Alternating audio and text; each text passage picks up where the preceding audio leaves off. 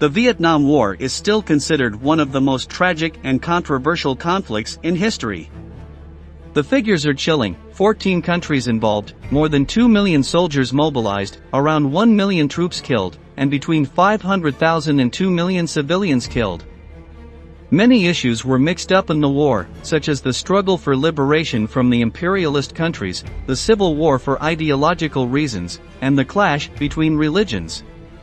The result was a torn country that, for 20 years, between 1955 and 1975, practically had no respite, and lived from battle to battle, between murders, intrigues and conspiracies. But, how did the war unfold from the perspective of the people of North Vietnam?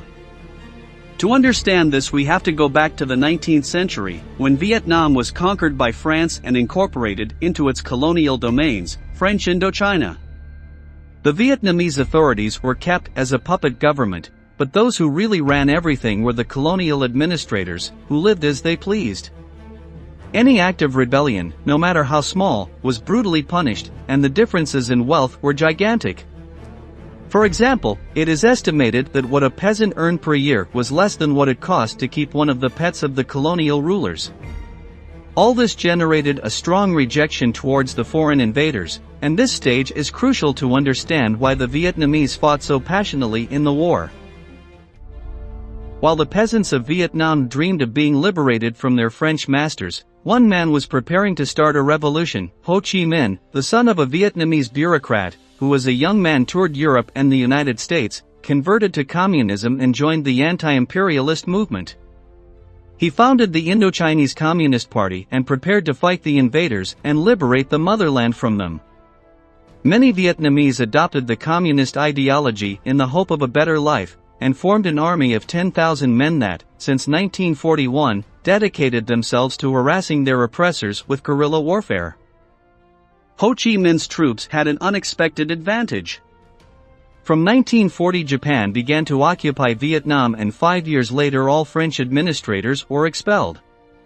But the triumph of the Japanese was brief, because just when it seemed that they were going to be the new lords and masters of Vietnam, they signed the surrender to the Allies and had to leave the territory. In a matter of months, the colonial order had collapsed like a house of cards, and in that chaos Ho Chi Minh became the absolute leader of the communist forces. In 1945, the birth of the Democratic Republic of Vietnam, led by Ho Chi Minh, was declared. This, however, was unacceptable to the French, who were eager to get their colony back, so both nations went to war. The United States decided to help France, even though its real goal was to weaken the communist government in Vietnam. If it was successful, it was likely that other nearby countries would embrace communism by contagion. At the end of the conflict, France was defeated, but Vietnam was divided into two countries, the Democratic Republic of Vietnam to the north, and the State of Vietnam to the south. The South Vietnamese government was headed by Ngo Dinh Diem, a corrupt president who did not hesitate to commit electoral fraud. Diem earned the hatred of the population for his immorality, his attacks on the Buddhist religion, and the persecution of anyone who showed sympathy for communism. Worse yet, Diem refused to hold a vote on whether South Vietnam would join North Vietnam. He had the support of the United States, which was doing everything in its power to boycott Ho Chi Minh, but the South Vietnamese president turned out to be an unreliable ally, accustomed to ignoring American suggestions. Finally, the CIA organized a coup that overthrew Diem, who was killed by a shot to the head. Shortly thereafter, and using the Gulf of Tonkin incident as an excuse, the United States went to war with Vietnam.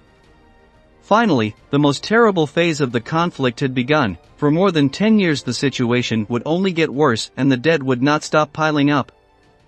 In the south, the rural population banded together to form the Viet Cong, a pro-northern guerrilla army that gained a large following thanks to hatred of the South Vietnamese government and its corrupt bureaucracy.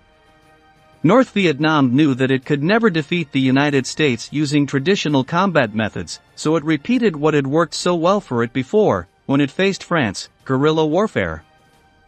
During the war, the North Vietnamese used dozens of unconventional tactics. The most famous were the 300 kilometers of tunnel that they dug, authentic underground cities in which hospitals, dormitories, and warehouses for weapons and food worked. At the same time, they set traps made of excrement-covered stakes, which made it easier for wounds to become infected. The North Vietnamese also collected almost 1,000 tons of American bombs that had not been activated. Then they used them against the Americans themselves. In this conflict, tactics were key, since the technological superiority of the United States was out of the question. The Vietnamese developed a particularly strong hatred of American pilots, who had a habit of bombing villages to the ground. Its inhabitants watched as a plane approached, released the explosives, and suddenly all the fields and houses were on fire. For this, when a pilot was captured, it was common for him to be tortured and then executed, as revenge for his actions. In this war, massacres were the order of the day, such as the infamous My Lai massacre, in which the U.S. Army killed hundreds of South Vietnamese, sparing no children, women, or the elderly. To keep the North Vietnamese from losing hope, the government organized radio, newspaper, and television propaganda campaigns encouraging people to support the war. At the same time, listening to foreign radio stations was prohibited, and those who defied this order could be imprisoned and even tortured. The campaign was a success, and the Vietnamese saw the war as part of their long struggle for independence, which had begun decades ago fighting the French, then the Japanese, and now the Americans. In 1968, the Viet Cong launched the military operation known as the Tet Offensive, virtually laying siege to Saigon. The infiltrators in the city reached the U.S. Embassy and opened fire on it, using grenades and rocket launchers. Although the offensive was a failure and the Viet Cong lost 70% of their men, the psychological effect it caused was lethal.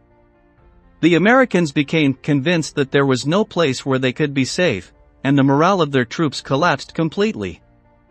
Soldiers disobeyed their superiors, begged to return home, and deserted when the opportunity arose. Consequently, the government began withdrawing its men from Vietnam. In 1975, the war came to an end, when communist forces took Saigon and overthrew the government of South Vietnam. After 20 years of endless conflict, it seemed that things were getting back in order, but the truth is that the consequences of the war were devastating, and continue to this day. Do you think the United States had a chance of winning the war? Leave your answer in the comment box below, and don't forget to subscribe to our channel to learn about many more military events that left their mark on history. Thank you very much for joining us until the end. And stay tuned for our next video.